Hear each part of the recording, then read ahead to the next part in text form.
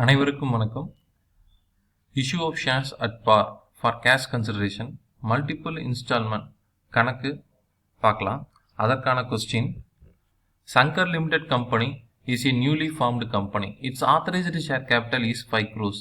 Company invited through prospectus 1 lakh equity shares of rupees 100 each, payable rupees 30 on share application, rupees 25 on share allotment, rupees 35 on share first call, and rupees 10 on share final call. After closing of issue, the company received 1 lakh application for equity shares with application money. Company allotted shares to all the applicants and duly received installment amount from all the share applicants.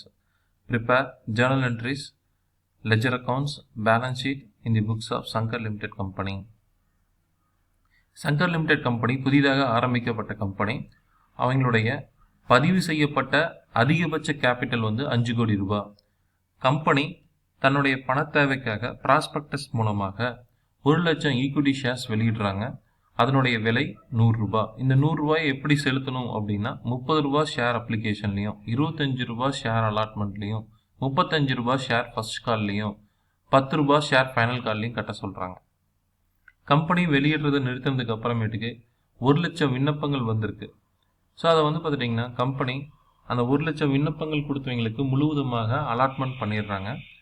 So allotment யார் யார் பண்ணாங்களோ அவங்க எல்லாருமே என்ன செஞ்சிடுறாங்க, எல்லா இன்ஸ்டால்மெண்ட்டுக்குரிய பணத்தையும் கட்டிடுறாங்க. ஸோ நம்மளை journal entries, ledger accounts, balance sheet Shankar limited company சார்பாக தயாரிக்க சொல்கிறாங்க. Number of shares public company எவ்வளோ இஷ்யூ பண்ணுது அப்படின்னா 1 லட்சம் ஷேர்ஸ் இஷ்யூ பண்ணுறாங்க. ஸோ கொஸ்டினில் பார்த்தோம்னா தெரியும். So company issued 1 lakh equity shares அப்படின்னு சொல்கிறாங்க. சரிங்களா? ஸோ 1 லட்சம் equity shares. So number of shares public applied. So பொதுமக்கள் எவ்வளோ விண்ணப்பங்கள் கொடுத்துருக்காங்க அப்படின்னா, so after closing of issue company received 1 lakh applications அப்படின்னு இருக்கு. ஸோ இப்போ வெளியிடுறதோடைய எண்ணிக்கை 1 லட்சம். பொதுமக்கள் ஷேர்ஸ் வாங்கிக்கிறேன் அப்படின்னு சொல்லக்கூடிய விண்ணப்பத்தின் எண்ணிக்கை, அப்ளிகேஷனுடைய எண்ணிக்கை 1 லட்சம். ஸோ இது ரெண்டும் ஈக்குவலாக இருக்கிறதுனால ஈக்குவல் அப்ளிகேஷன் ஃபுல் சப்ஸ்கிரிப்ஷன் பண்ணிடுறோம். 1 லட்சம் ஷேர்ஸ் அலாட்மெண்ட் பண்ணிடுறோம். இப்போ அப்ளிகேஷன் மணி பார்த்துட்டிங்கன்னா 1 லட்சம் ஷேர்ஸ்க்கு அப்ளிகேஷன் மணி 30 ரூபாய் அப்படின்னு சொல்லியிருக்காங்க. இப்போ 1 லட்சம் இன்ட்டு 30 அப்படின்னு போட்டிங்கன்னா அப்ளிகேஷன் மணி நமக்கு 30 lakhs அப்படின்னு வந்துடும். அடுத்தது அலாட்மெண்ட் மணி பார்த்துட்டிங்கன்னா 25 ரூபாய் அப்படின்னு கொஸ்டினில் சொல்லியிருக்காங்க. rupees 25 ஆன் ஷேர் அலாட்மெண்ட் அப்படின்ட்டு. அப்போ 1 lakh இன்ட்டு 25 அப்படின்னு போட்டிங்கன்னா அலாட்மெண்ட் மணி rupees 25 lakhs அப்படின்னு வந்துடும். ஃபர்ஸ்ட் கால் மணி பார்த்துட்டிங்கன்னா rupees 35 அப்படின்ட்டு கொஸ்டினில் சொல்லியிருக்காங்க. rupees 35 ஆன் ஷேர் ஃபர்ஸ்ட் கால் அப்படின்ட்டு. ஸோ 1 lakh இன்ட்டு rupees 35 அப்படின்னு போட்டிங்கன்னா ஃபர்ஸ்ட் கால் மணி rupees 35 lakhs அப்படின்னு வந்துடும். ஃபைனல் கால் மணி பார்த்துட்டிங்கன்னா 1 lakh into rupees 10. So rupees 10 on share final கால் அப்படின்னு கொடுத்துருக்காங்க. அப்போ ஃபைனல் கால் மணி பார்த்திங்கன்னா rupees 10 lakhs அப்படின்னு வந்துடும். இப்போ நம்ம ஜேர்னல் என்ட்ரிஸ் பார்க்கலாம். ஸோ கம்பெனி ப்ராஸ்பெக்டஸ் மூலமாக ஷேர்ஸ் வெளியிடுறாங்க. பொதுமக்கள் என்ன செஞ்சிடறாங்கன்னா அந்த ஷேர்ஸை வாங்கணும் அப்படின்ட்டு ஷேர் அப்ளிகேஷன் கொடுக்குறாங்க. ஷேர் அப்ளிகேஷன் கூடவே ஷேர் அப்ளிகேஷன் மணி கம்பெனியுடைய பேங்க் அக்கௌண்ட்குள்ளே வருது. So bank account debtor to equity share application account. So இப்போ நம்ம ஷேர் அப்ளிகேஷன் மணி ஆல்ரெடி நம்ம என்ன செஞ்சு வச்சுருக்கோம், கேல்குலேட் பண்ணி வச்சுருக்கோம். எவ்வளோ ரூபாய்? 30 lakhs. சரிங்களா? இப்போ narration being application money received. So யார் யாரெல்லாம் ஷேர்ஸ் கேட்டு அப்ளை பண்ணியிருக்காங்களோ கம்பெனி அவங்களுக்கு முழுவதுமாக என்ன செஞ்சிடுறாங்க, அலாட்மெண்ட் பண்ணுறாங்க. ஸோ அப்போ அந்த equity share application 30 lakhs credit சைடில் இருக்கிறது அப்படியே டெபிட் சைடு கொண்டு வரோம். Equity share application account debtor to equity share capital 30 lakhs being allotment made to share applicants. So இப்போ நம்ம என்ன செஞ்சிட்டோம், ஃபஸ்ட்டு இன்ஸ்டால்மெண்ட்டுக்குரிய ஜேர்னல் என்ட்ரி பாஸ் பண்ணி முடிச்சிருக்கோம். இப்போ செகண்ட் இன்ஸ்டால்மெண்ட்டுக்கு டியூ என்ட்ரி பாஸ் பண்ணுறோம். So equity share allotment account debtor. So நம்ம பார்த்துட்டிங்கன்னா equity share allotment money already எவ்வளோ கால்குலேட் பண்ணியிருக்கோம், அலாட்மெண்ட் மணி rupees 25 lakhs அப்படின்னு கால்குலேட் பண்ணியிருக்கோம். So equity share allotment account debtor 25 lakhs to equity share capital being allotment money due. இப்போ இப்போ second இன்ஸ்டால்மெண்ட்டுக்கு due entry pass பண்ணிட்டோம், பணம் கட்ட சொல்லி கேட்குறோம்.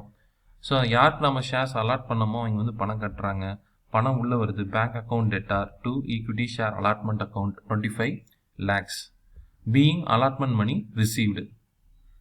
இப்போ செகண்ட் இன்ஸ்டால்மெண்ட்டுக்குரிய 2 ஜேர்னல் என்ட்ரி முடிச்சிட்டோம். தேர்ட் இன்ஸ்டால்மெண்ட்டுக்குரிய டியூ என்ட்ரி பாஸ் பண்ணுறோம். Equity share first call account debtor to equity share capital 35 lakhs. நம்ம already share first call money எவ்வளோ ரூபான்னு கண்டுபிடிச்சி வச்சுருக்கோம், 35 lakhs அப்படிங்கிறது கண்டுபிடிச்சி வச்சுருக்கோம். ஸோ நம்ம 35 lakhsன்னு எழுதிட்டு being share first call money due அப்படின்னு போட்டுடுறோம். அடுத்து இப்போ பணம் கட்ட சொல்லி கேட்டிருக்கோம்.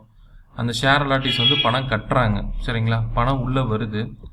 Bank account debtor 35 lakhs to equity share first call 35 lakhs being share first call money received.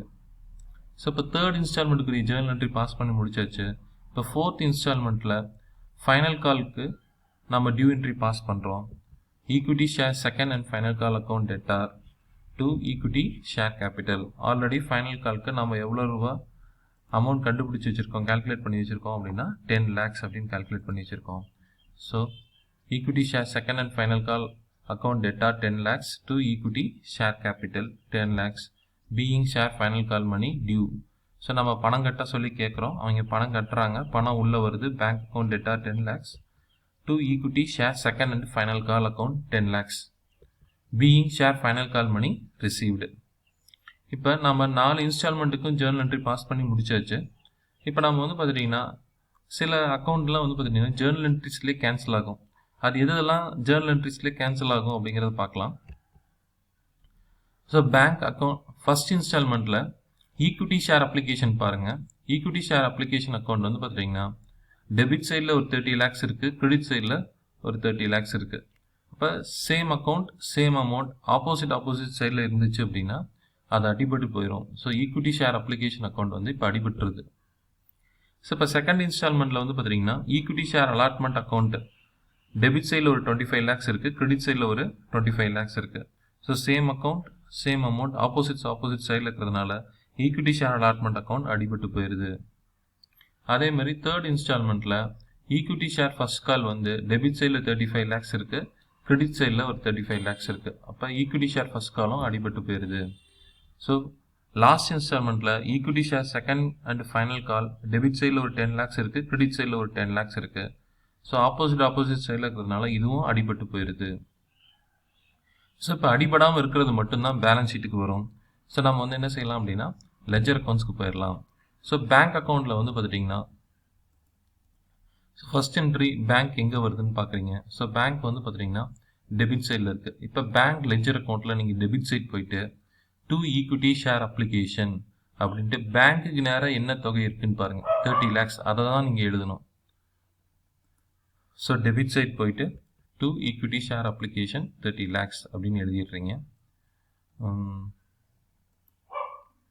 அடுத்த ஜேர்னல் என்ட்ரியில் பேங்க் இருக்கான்னு பார்க்குறீங்க, இல்லை. அடுத்த ஜேர்னல் என்ட்ரியில் பேங்க் அக்கௌண்ட் இருக்கான்னு தேடுறீங்க, இல்லை.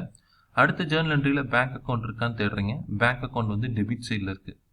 ஸோ நீங்கள் வந்து என்ன செய்யணும், பேங்க் லெஜர் அக்கௌண்ட்டில் டெபிட் சைட் போயிட்டு to equity share allotment account அப்படின்னு எழுதிட்டு 25 lakhs அப்படின்னு எழுதணும்.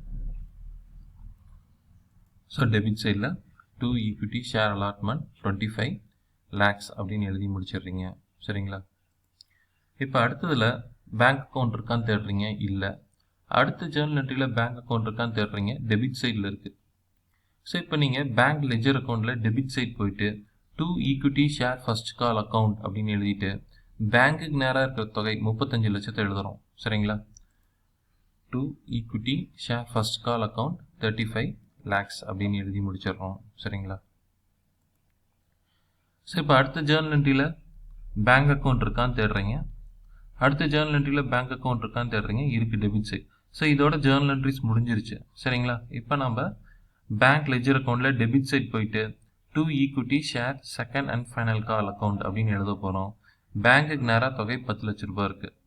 ஸோ டெபிட் சைடில் to share second and final call 10 lakhs.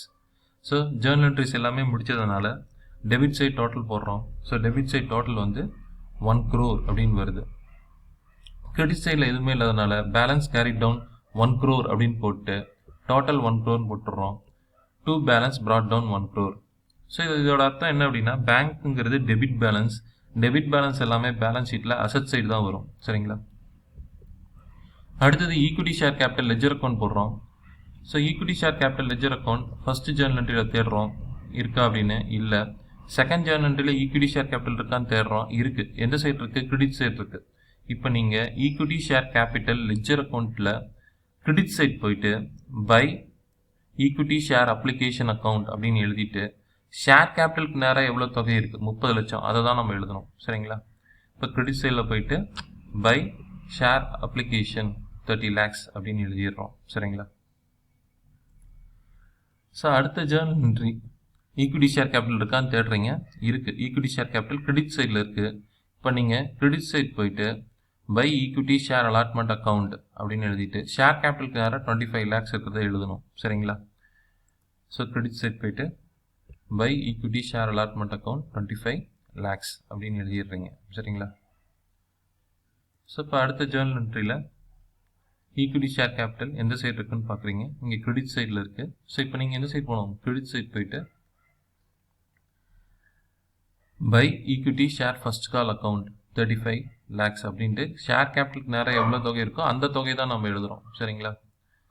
So இப்போ நம்ம கிரெடிட் சைட் போயிட்டு by equity share first call 35 lakhs அப்படின்னு எழுதிடுறோம்.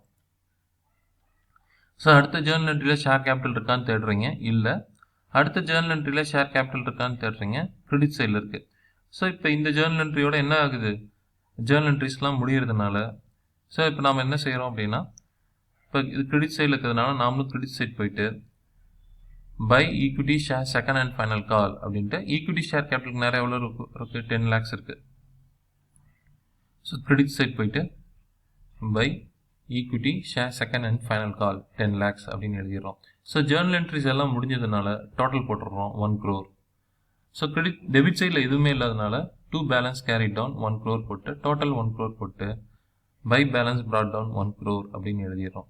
ஸோ இதோட அர்த்தம் என்ன? Equity share capital credit balance எல்லாமே வந்து பார்த்தீங்கன்னா பேலன்ஸ் ஷீட்டில் லைபிலிட்டி சைடு வரும். சரிங்களா? ஸோ இப்போ நம்ம பேலன்ஸ் ஷீட் ப்ரிப்பேர் பண்ணலாம். So balance sheet as on 31st March அப்படின்னு போட்டு ஈக்விட்டி அண்ட் லைபிலிட்டிஸ் அப்படின்னு ஹெட்டிங் கொடுத்துட்றோம். ஷேர் ஹோல்டர்ஸ் ஃபண்டு அதில் ஷேர் கேபிட்டல் 1 crore அப்படின்னு நம்ம கொடுக்குறோம். ஸோ இந்த 1 crore எப்படி வந்துச்சு அப்படின்னா நீங்கள் பாருங்கள், ஷேர் நோட்ஸ் அக்கௌண்ட்டில் ஷேர் கேபிட்டல் அப்படின்னு ஹெட்டிங் கொடுத்துட்டு ஆத்தரைஸ்டு ஷேர் கேபிட்டல் மொத்தம் வந்து பார்த்தீங்கன்னா அது கம்பெனியோட அதிகபட்ச ஷேர் கேபிட்டலே வந்து பார்த்தீங்கன்னா 5 crores அப்படின்னு நம்ம கொஸ்டினில் ஆல்ரெடி பார்த்துருக்கோம் இல்லைங்களா? 5 crores அப்படின்னு எழுதிடுறோம். அடுத்து இஷ்யூடு ஷேர் கேபிட்டல் வந்து பார்த்துட்டிங்கன்னா 1 லட்சம் ஷேர்ஸ் இஷ்யூ பண்ணுறாங்க. ஒரு ஷேரோடைய விலை 100 ரூபாய் அப்படிங்கும்போது ஸோ எவ்வளோ இஷ்யூ பண்ணுறாங்க? ப்ராஸ்பெக்டஸ் மூலமாக 1 லட்சம் ஷேர்ஸ் இஷ்யூ பண்ணுறாங்க. ஒரு ஷேரோடைய விலை 100 ரூபாய் அப்படின்னா அப்போ வந்து பார்த்துட்டிங்கன்னா 1 crore வந்து பார்த்துட்டிங்கன்னா issued share capital. So subscribed called up and paid up share capital எவ்வளோ ரூபாய் அப்படின்னா நம்ம வந்து இதுக்கு லெட்ஜர் அக்கௌண்ட் ப்ரிப்பேர் பண்ணியிருக்கோம். சரிங்களா? So equity share capital ledger balance எவ்வளோ ரூபாய் இருக்குது? கிரெடிட் பேலன்ஸ் வந்து 1 crore இருக்குது. ஸோ அந்த 1 crore நம்ம இங்கே எழுதிடுறோம். சரிங்களா? ஸோ இந்த 1 crore தான் நம்ம வந்து பேலன்ஸ் ஷீட்டில் ஷேர் கேபிட்டல் 1 crore அப்படின்னு நம்ம எழுதுகிறோம். ஸோ லைபிலிட்டி சைடில் வேறு எதுவும் இல்லாதனால லைபிலிட்டி சைட் டோட்டல் போட்டுடுறோம் 1 crore. அடுத்து அசட்ஸ்னு ஹெட்டிங் கொடுத்துட்டு current assets cash and cash equivalence. So cash and cash equivalence அப்படிங்கிற ஹெட்டிங் கீழே என்ன இருக்குது அப்படின்னு பார்க்குறோம். ஸோ இங்கே வந்து பார்த்தீங்கன்னா 1 crore கொடுத்துருக்காங்க. So cash and cash equivalence heading கீழே பேலன்ஸ் வித் பேங்க்னு இருக்குது. ஸோ எவ்வளோ ரூபாய் அப்படின்னா 1 crore. பாருங்கள் பேங்க் அக்கௌண்ட்டில் எவ்வளோ ரூபாய் இருக்குது? 1 crore இருக்குது. ஸோ இந்த 1 crore தான் நம்ம வந்து இங்கே காமிக்கிறோம் நோட்ஸ் டு அக்கௌண்ட்டில் கேஷ் அண்ட் கேஷ் ஈக்குவலன்ஸ் அப்படிங்கிற ஹெட்டிங் கீழே பேலன்ஸ் வித் பேங்க் 1 crore அப்படின்னு காமிக்கிறோம். ஸோ இப்போ பேலன்ஸ் ஷீட்டில் கேஷ் அண்ட் கேஷ் ஈக்குவலன்ஸுங்கிற இடத்துல நம்ம வந்து 1 crore காமிச்சிடுறோம். ஸோ அசட் சைடில் வேறு எதுவும் இல்லாதனால டோட்டல் போட்டுடலாம் 1 crore. இப்போ உங்களுக்கு அசட் சைட் டோட்டலும் லைபிலிட்டி சைட் டோட்டலும் ஈக்குவலாக வந்துருச்சு. சரிங்களா? தேங்க்யூ ஸ்டூடெண்ட்ஸ் இந்த வீடியோ பார்த்ததுக்கு. அடுத்தது நம்ம வந்து பார்த்திங்கன்னா மல்டிபிள் இன்ஸ்டால்மெண்ட்டில் ப்ரொபோஷனேட் அலாட்மெண்ட்டுக்கான தியரி அண்ட் ஃபார்மட் பார்க்கலாம். மறக்காமல் எல்லோரும் இந்த வீடியோ பாருங்கள். தேங்க்யூ.